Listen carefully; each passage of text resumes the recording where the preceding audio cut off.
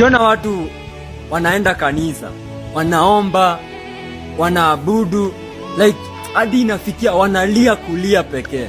Like mtu ako kanisani anaomba, analia. Wengine acha nikwambie my brother, my sister, si eti wanalia kwa sababu ya shida wako nazo. Si eti wanalia kwa sababu wanataka Mungu ajibu maombi. Si wote wanalia eti wako na umaskini ama nini. Wengine wao watu bana wanalia kwa sababu wakikumbuka mahali Mungu amewatoa bana, wanalia mbaya sana. Unajua kuna watu wakikumbuka venye walikuwa wanadharauliwa kwao wakiwa wadogo na mahali wamefikia, at least watu wanawaheshimu, ni Mungu ametenda. Watu wakikumbuka venye walikuwa wanasoma wakistruggle, wao hawakuwa wanajiweza kwa kusoma, lakini Mungu akawaonekania, watu wamemaliza mashule sahihi.